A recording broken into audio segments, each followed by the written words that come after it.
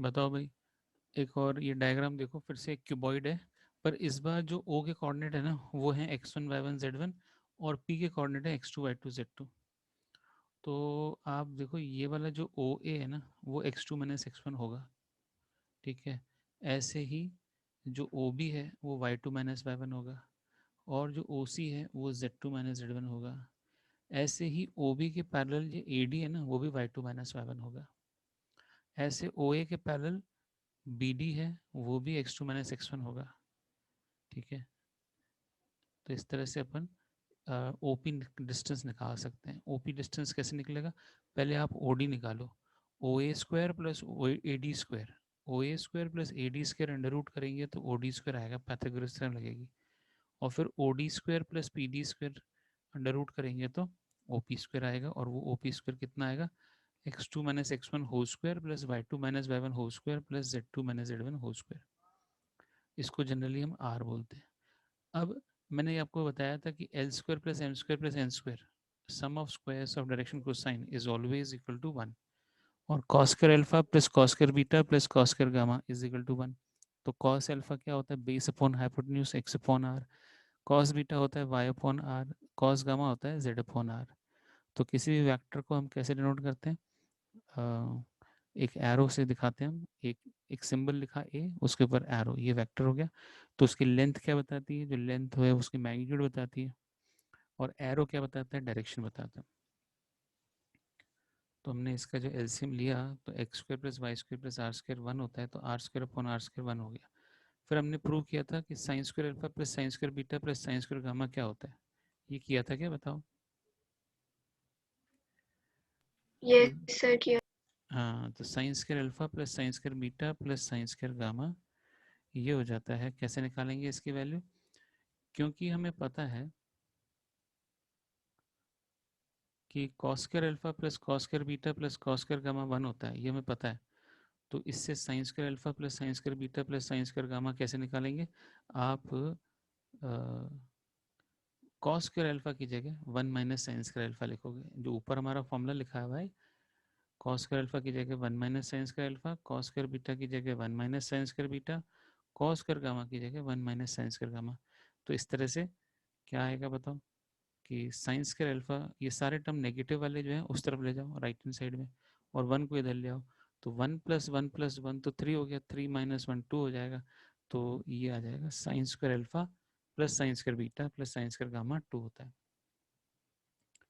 तो इस तरह से आप ये बड़े आराम से कर पाओगे।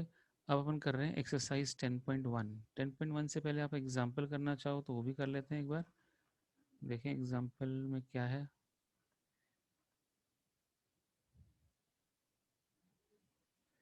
तो टाइप्स ऑफ वेक्टर, सबसे पहले टाइप्स ऑफ वेक्टर बताओ। जीरो वेक्टर, जीरो वेक्टर क्या होता है, नल वेक्टर भी बोलते हैं इसको, वाइड वेक्टर भी बोलते हैं इसको, ठीक है।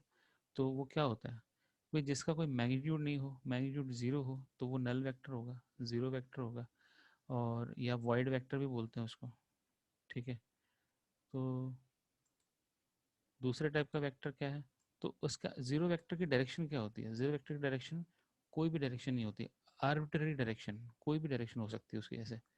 तो मतलब वो शुरू कहाँ से होता है और ख़त्म कहाँ होता है, जहाँ से शुरू होता है वहीं पे ख़त्म होता है। जैसे मैंने एक वेक्टर पॉइंट ले लिया ए, तो ए पॉइंट से दूसरा वेक्टर बनाएंगे नल वेक्टर, वो क्या होगा, वो ए हो जाएगा। बी पॉइंट से नल वेक्टर बनाएंगे तो वो बी हो जाएगा, इस तरह से। तो ये नल वेक्टर इस तरह से रिप्रेजेंट करते हैं अपन। और जनरली नल वेक्टर को जीरो के ऊपर एरो लगा के दिखाते हैं कि ये नल वेक्टर है, ठीक है। नल वेक्टर बोल दो, वाइड वेक्टर बोल दो, जीरो वेक्टर बोल दो। फिर यूनिट वेक्टर क्या होता है, यूनिट वेक्टर होता है जो जिसकी मैग्नीट्यूड 1 हो, तो उसको यूनिट वेक्टर बोलते हैं।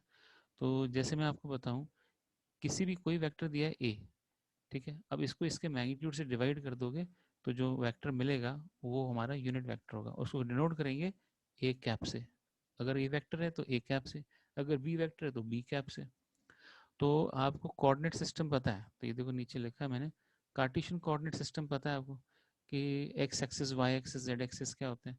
तो हमने ये बनाया वाई एक्सिस, ये एक्स एक्सिस और ये जेड एक्सिस। तो एक्स एक्सिस की डायरेक्शन में यूनिट वेक्टर किसको बोलेंगे, उसको बोलेंगे आई कैप। आई कैप को एक्स एक्सिस की डायरेक्शन में यूनिट वेक्टर बोलेंगे। तो वाई एक्सिस की डायरेक्शन में यूनिट वेक्टर को क्या बोलते हैं? उसको बोलते हैं जे कैप। ठीक है, जे के ऊपर कैप। ऐसे ही जेड एक्सिस की डायरेक्शन में यूनिट वेक्टर को क्या बोलते हैं? उसको बोलते हैं के कैप। तो अगर इनकी मैग्नीट्यूड देखें, आई कैप की मैग्नीट्यूड 1, जे कैप की मैग्नीट्यूड भी 1, और के कैप की मैग्नीट्यूड भी 1 होती है। ऐसे कोई भी वेक्टर ए कैप लिया हो या बी कैप लिया हो, उसका मैग्नीट्यूड भी 1 होता है। डायरेक्शन अलग हो सकती है, पर मैग्नीट्यूड यूनिट वेक्टर का 1 होता है। तो यूनिट वेक्टर कैसे निकालते हैं? वेक्टर को उसके मैग्नीट्यूड से डिवाइड कर दो तो यूनिट वेक्टर आ जाता है। तो जैसे मान लो मेरा वेक्टर है, एक वेक्टर ले लेता हूँ मैं, 2i cap minus 2j cap और प्लस 1k कैप। तो ये मैंने वेक्टर ए ले लिया, तो इसका यूनिट वेक्टर बताओ। तो इसका मैग्नीट्यूड पहले निकालना पड़ेगा। तो मैग्नीट्यूड क्या होगा? अंडर रूट ऑफ 2 स्क्वायर, फिर -2 का स्क्वायर और +1 का स्क्वायर। कितना आ गया? 4 + 4 + 1 कितना होता है? 9। 9 का स्क्वायर रूट क्या होता है? 3। ठीक है ना? तो अब बताओ वेक्टर ए कैप कैसे निकालेंगे? तो होगा vector A divided by its magnitude of A. तो यानी 2i कैप, तो सबके नीचे 3 लिख देंगे, 2/3 i कैप -2/3 j कैप और +1 k कैप 1/3 k कैप। तो ये सब क्या है? ये यूनिट वेक्टर है। इसको हम ऐसे भी लिख सकते हैं, Li cap +M j cap +N k cap. Sir ऐसे क्यों लिखेंगे? आपको पता है यूनिट वेक्टर का मैग्नीट्यूड क्या होता है? आपने बताया था 1 होता है। तो ये एक्चुअली क्या है? हमें ये भी तो पता है कि L² + M² + N² 1 होता है। तो L² + M² + N² और ये क्या होता है? 1। तो इस तरह से हम कह सकते हैं कि 2/3 का होल स्क्वायर प्लस, चेक कर रहे हैं कि यूनिट वेक्टर है कि नहीं, -2/3 का होल स्क्वायर प्लस 1/3 का होल स्क्वायर, और अंडर रूट लगाना चाहो तो लगा दो। तो ये क्या आने वाला है? 1 आने वाला है। तो 4/9, फिर दूसरा भी 4/9, तीसरा 1/9। तो ये सारा 9/9 क्या हो जाएगा? 1। तो ये इसका मैग्नीट्यूड कितना है? 1। ठीक है, तो इस तरह से हमने एक वेक्टर लिया और उसका मैग्नीट्यूड निकाल के देख लिया कि वो कितना होता है? 1 होता है। इसके बाद अगला है को इनिशियल वेक्टर, जो जिनका स्टार्टिंग पॉइंट सेम हो उनको को initial. Two or more vector having the same initial point are called coinitial vector. तो जैसे आपका ये जैसे O X O Y O Z ये एक्सेस आ रही हैं, तो सारे ओ से शुरू हो रहे हैं। तो इसका मतलब क्या है कि ये सारे को इनिशियल वेक्टर है। और कहाँ से इनिशिएट होते हैं, कहाँ से शुरुआत करते हैं? ओ से, ओरिजिन से। तो ये सारे को इनिशियल वेक्टर हुए। ऐसे को लीनियर वेक्टर, को लीनियर क्या होते हैं? दो या दो से ज़्यादा वेक्टर जो कोलिनियर हों यानी पैरेलल हों। तो irrespective of the magnitude and direction, direction opposite भी हो सकती है। जैसे मैं एक वेक्टर ले रहा हूँ, ये लिया मैंने ए वेक्टर, ठीक है, दूसरा एक बड़ा वेक्टर ले लिया बी वेक्टर। तो ये दोनों कोलिनियर है, मतलब पैरेलल होने चाहिए। पैरेलल हो तो मैग्नीट्यूड चाहे कि एक की छोटी हो एक की बड़ी हो। और तीसरा वेक्टर मैंने अपोजिट डायरेक्शन में ले लिया, लो ये सी थोड़ा सा बी से बड़ा और सी से छोटा। तो ये भी वेक्टर है। ये भी तीनों क्या हो गए? ये तीनों के तीनों कोलिनियर वेक्टर हो गए। तो कोलिनियर वेक्टर्स में एंगल या तो क्या होना चाहिए, या तो वो उनका एंगल 0 डिग्री होना चाहिए या 180 डिग्री होना चाहिए। ठीक है, कोई और एंगल नहीं हो सकता इनके बीच में, तभी इनको हम कोलिनियर बोलेंगे। तो ये थोड़ी दूर पे भी हो सकते हैं, ए ऊपर है बी नीचे है सी उससे नीचे है। पैरेलल वेक्टर हो सकते हैं और सीधी लाइन में एक ही लाइन में भी हो सकते हैं। तो इसको बोल दिया हमने कोलिनियर वेक्टर। इसके बाद आता है इक्वल वेक्टर। दोनों वेक्टर इक्वल हो, कब बोलेंगे इक्वल? उनका मैग्नीट्यूड भी सेम हो, उनकी डायरेक्शन भी सेम हो। तो two vectors A and B are said to be equal if they have the same magnitude and direction regardless of the position of the initial point and written as a is equal to b। तो चलो भाई, मैं लिख रहा हूँ, जैसे मैंने cuboid बनाया था, ऊपर दिखाता हूँ, ये जैसे क्यूबॉइड बनाया, तो इसमें मैं कह सकता हूँ कि जो ए डी वैक्टर है और ओ बी वैक्टर है, ए से डी और ए ओ से बी, दोनों ही डायरेक्शन सेम है और दोनों की मैग्नीट्यूड भी सेम है। क्योंकि क्यूबॉइड है, क्यूबॉइड के अपोजिट फेसेस तो क्या होते हैं, एजेस जो है इक्वल और इक्वल भी होती हैं और डायरेक्शन भी सेम मान लें, तो ये इक्वल वेक्टर हो जाएंगे। तो अगर मैंने ए डी और ओ बी बोला तब तो हम सेम मानेंगे इसको। ठीक है, मैं यहाँ लिख रहा हूँ कि A D and O B both are equal vector. पर अगर मैंने ए डी लिखा और फिर मैंने बोला बी ओ, तो फिर भाई ये मैग्नीट्यूड तो इक्वल है पर डायरेक्शन सेम नहीं है। वहाँ तो बी से ओ जा रहे हैं और यहाँ ए से डी जा रहे हैं, तो एंगल इनके बीच में 180 डिग्री हो गया। तो हम इसको A D is equal to minus B O लिख सकते हैं, इक्वल टू बी ओ नहीं लिखेंगे, इक्वल टू तो ओ बी के बराबर लिखेंगे। तो ये इक्वल वेक्टर का कंसेप्ट समझ में आ गया क्या? बताओ भाई। Yes. हाँ, उसके बाद आता है नेगेटिव ऑफ ए वेक्टर। तो ये नेगेटिव ऑफ ए वेक्टर यही चीज़ है, ए डी का उल्टा बना दो बी ओ। तो मतलब मैं इसी ए डी को ही उल्टा लिख दूँ, तो जैसे मैंने लिखा ए डी, ठीक है, और फिर दूसरा वेक्टर लिखा डी ए। तो ए डी और डी ए इक्वल क्यों है? इक्वल नहीं है, ये माइनस ऑफ डी है। तो डी ए की डायरेक्शन अपोजिट कर दो तो ए डी हो जाएगा, ठीक है। तो ये हो गया नेगेटिव ऑफ वेक्टर। अच्छा, कोई जैसे मान लो मैंने एक्स एक्सिस पे एक वेक्टर दिखा रहा हूँ यहाँ पे, कि मानो मैंने यहाँ पे एक्स एक्सिस पे एक वेक्टर दिखाया कि सर ये तो हमारा 2i कैप है। तो उल्टी डायरेक्शन में आप एक और वेक्टर बना दो, इतने ही लेंथ होनी चाहिए, उसको लिख दो -2i कैप। ये नेगेटिव ऑफ वेक्टर हो गया, डायरेक्शन अपोजिट, पूरा एंगल कितना 180 डिग्री हो जाए, तो इसको बोलेंगे नेगेटिव ऑफ वेक्टर, ठीक है। उसके बाद रिमार्क पढ़ लेते हैं। फ्री वेक्टर किसको बोलते हैं? The vectors defined above are such that any of them may be subject to its parallel displacement. उसके पैरेलल उसको ले जा सकते हैं without changing its magnitude. Magnitude और डायरेक्शन चेंज किए बगैर हम उसको पैरेलल ले जाएंगे, तो उसको हम क्या बोलेंगे? Such vectors are called free vectors. Throughout this chapter will be dealing with free vectors only. भाई आपको एक वेक्टर दे दिया आपने, कौन सा वेक्टर दिया? मानो ए। अभी तो आप इसको यहाँ दिखा रहे हो, मैंने ना एक रेक्टेंगल बना, पैरेललोग्राम बना दिया। तो मैंने इसको लिखा ये ए बी है और ये सी डी है। तो मैंने लिखा ए बी, ए से बी, तो क्योंकि ये पैरेललोग्राम है तो डी से सी भी तो पैरेलल होगा। तो ये ए बी और सी डी क्या है? ए बी तो नीचे है और सी डी ऊपर है, पर ये दोनों हैं इक्वल। तो मैं इसको अलग से ड्रॉ करके दिखाऊं कि ये है ए बी, और ऊपर दिखा दिया कि ये है डी सी। ए बी और डी सी दोनों इक्वल है, तो इनका इनिशियल पॉइंट कहीं भी हो, ये पैरेलल ले जा सकते हैं। यहाँ से ऊपर ले जाओ, नीचे ले जाओ, दाएं ले जाओ, बाएं ले जाओ, तो ये सारे जो है इक्वल वेक्टर के लाएंगे, और इनको फ्री वेक्टर बोलते हैं। मतलब इनका इनिशियल पॉइंट फिक्स नहीं है कि सर यहीं से स्टार्ट होना चाहिए, ऐसा कोई फिक्स नहीं है, तो उसको हम फ्री वेक्टर बोलते हैं। तो ये भी समझ में आ गया। अब एग्जाम्पल कर रहे हैं हम one. Represent graphically a displacement of 40 kilometre 30 degree west of south. West of south, south से 30 डिग्री वेस्ट की तरफ जाओ, तो ये साउथ है। साउथ से वेस्ट ऑफ साउथ, साउथ से 30 वेस्ट की तरफ जाओ, और कितना जाओ? 30 डिग्री। और कितना मैग्नीट्यूड? 40। तो मानो एक यूनिट हमारा 10 किलोमीटर है, ये 2 यूनिट, फिर 3 यूनिट और ये 4 यूनिट। तो ये ओ से लेके पी तक 4 यूनिट्स हो गए। तो 1 unit is equal to 10 kilometre मान लिया।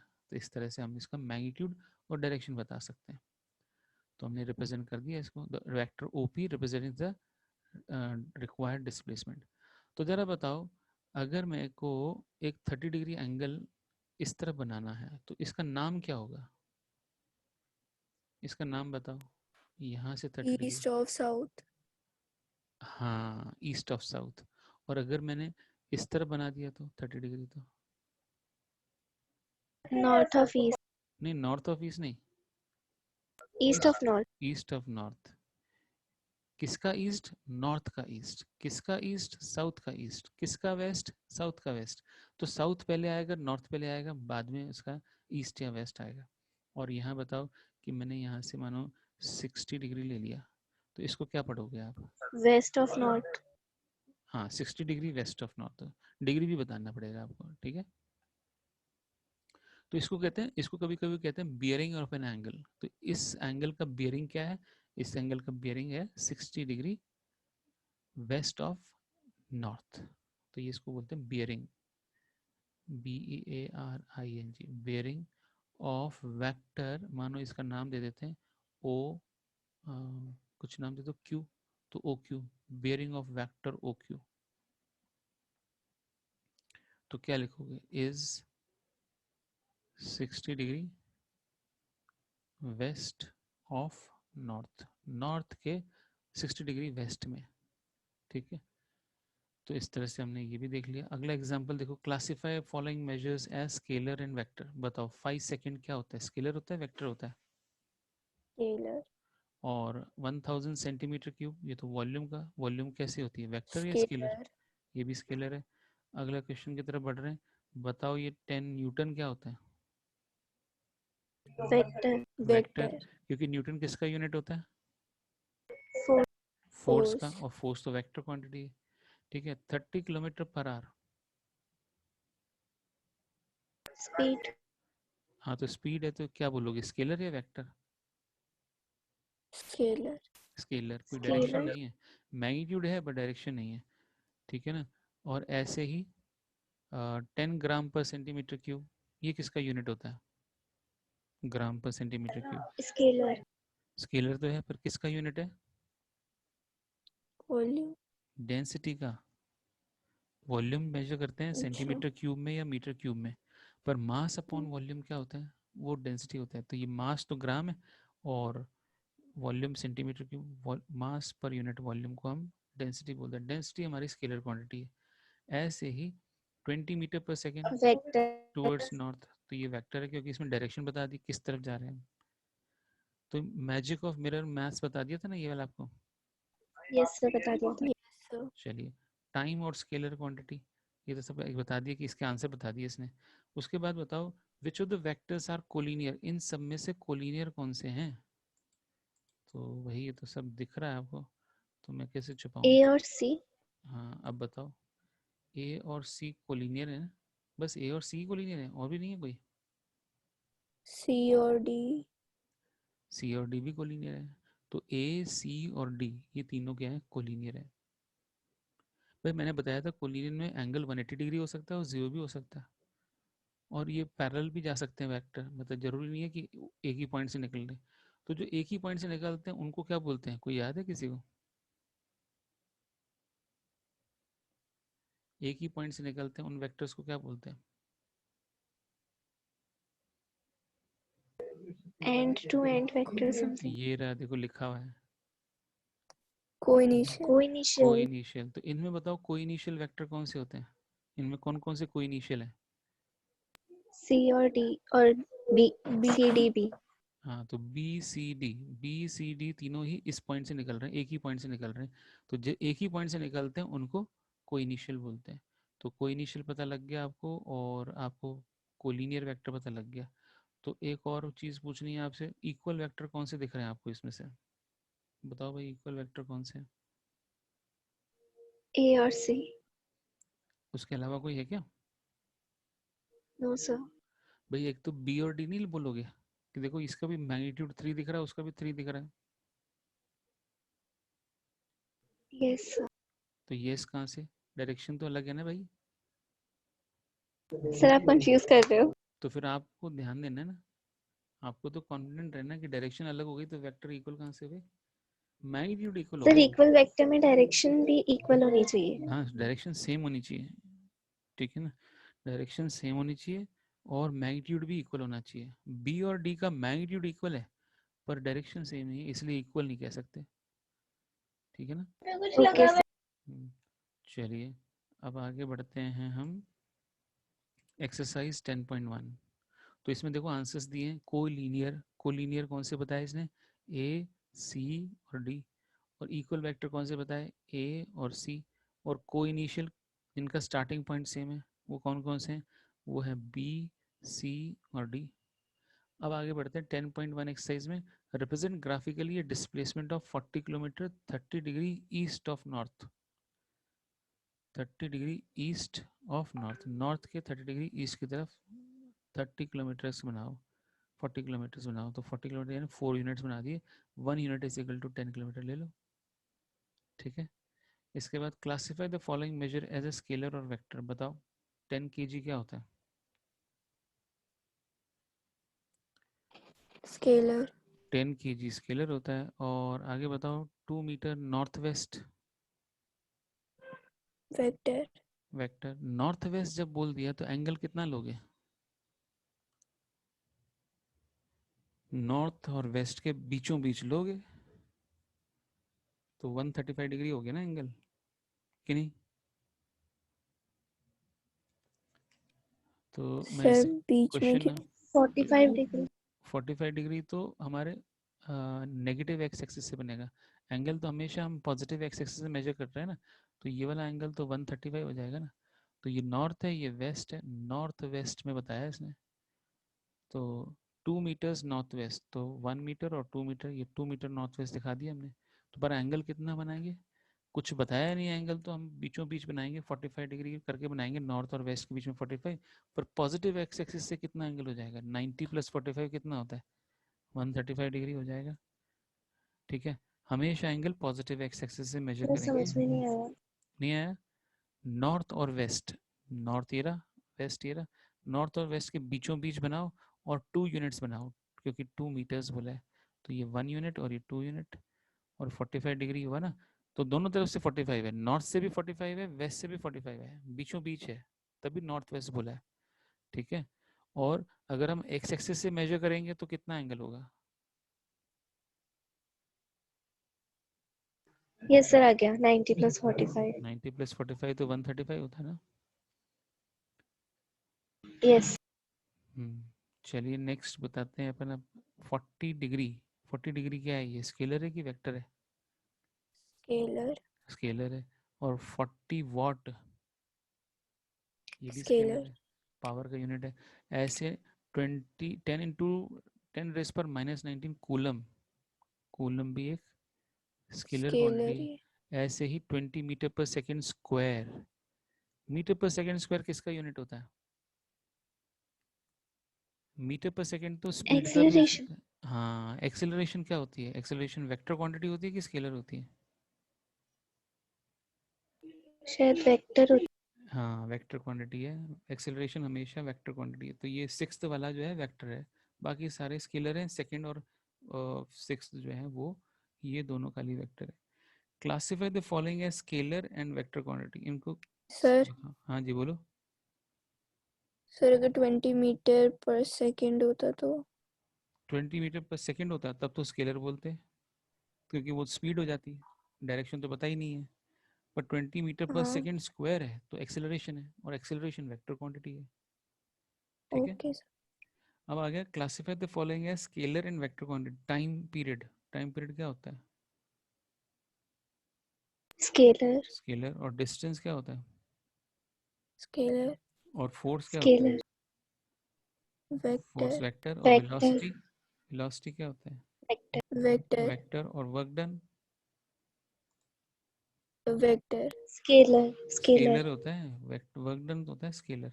देखो वर्क डन का फॉर्मूला बता दूं आपको, वो आपको आगे बताऊंगा जब डॉट प्रोडक्ट पढ़ेंगे। तो अभी तो याद रखो वर्क डन क्या है, स्केलर क्वांटिटी है। It has magnitude but no direction.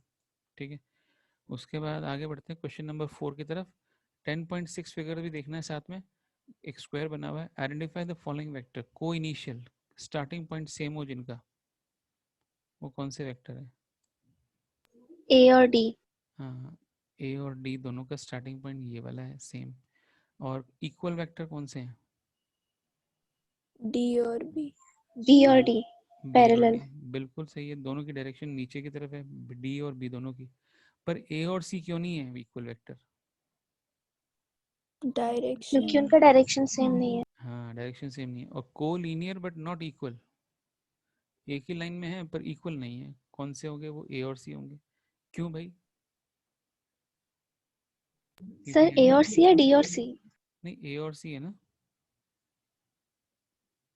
Sir equal okay तो नहीं है सर क्योंकि डायरेक्शन सेम नहीं है हाँ नहीं, इक्वल नहीं है, हाँ। सर कोलिनियर बोला है इसमें तो कोलिनियर का मतलब होता है जिनका एंगल या तो जीरो हो या स्टार्ट 180 हो। जीरो और 180 होना चाहिए। तो जीरो तो अगर जीरो हो गया तो फिर दोनों इक्वल हो जाएंगे। पर अभी ये तो जीरो 180 डिग्री है, ए और सी में एंगल 180 डिग्री है। एक जा रहा है ईस्ट तो दूसरा जा रहा है वेस्ट, दोनों के बीच में एंगल 180 डिग्री यस हुआ सर ना। तो ये इक्वल नहीं है, इक्वल नहीं है पर कोलिनियर है। ठीक है, अच्छा। ओके सर आ गया अगला क्वेश्चन 5 देखो, ट्रू एंड फॉल्स बताना। A and minus A R collinear, सही है फॉल्स है, ट्रू है फॉल्स है?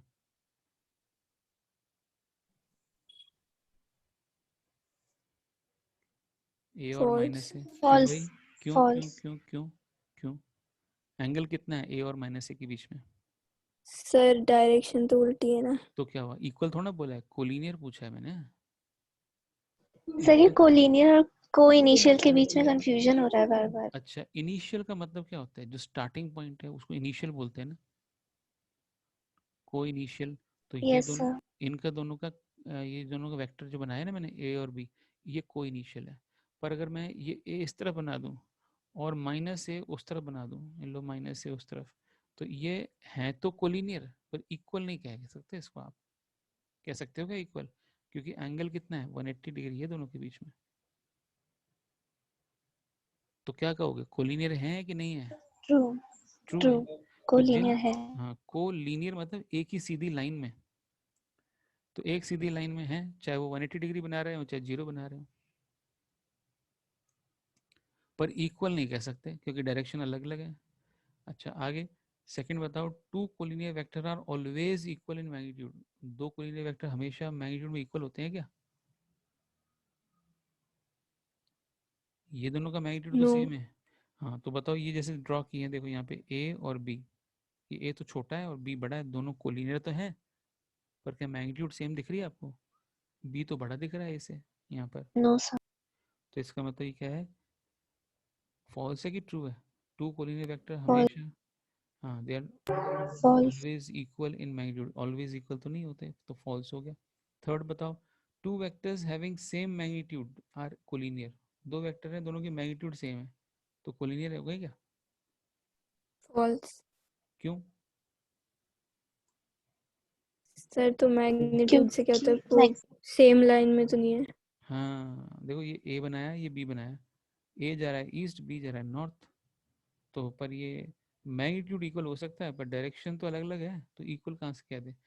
मैग्नीट्यूड इक्वल है पर डायरेक्शन इक्वल नहीं है, इसलिए फॉल्स है, इक्वल वेक्टर नहीं है ये। तो मैग्नीट्यूड इक्वल होने से जरूरी नहीं है कोलिनियर हो, डायरेक्शन सेम होनी चाहिए, या तो जीरो होनी चाहिए एंगल या 180 होना चाहिए। अच्छा, अब two collinear vector having the same magnitude are equal, दोनों की सेम फॉल्स। मैग्नीट्यूड। क्यों? क्योंकि डायरेक्शन होना कंपलसरी है सेम। हाँ और डायरेक्शन, कोलिनियर में अपोजिट हो जाएंगे। बिल्कुल ठीक है। तो ये भी फिफ्थ क्वेश्चन भी आपने बता दिया। तो बचा क्या? अब तो अगले एक्सरसाइज में जाएंगे हम, शुरू कर दें अगली एक्सरसाइज? बता दें थोड़ा सा, एडिशन ऑफ वेक्टर बता दें क्या, या अगली बार करें छुट्टियों के बाद? सर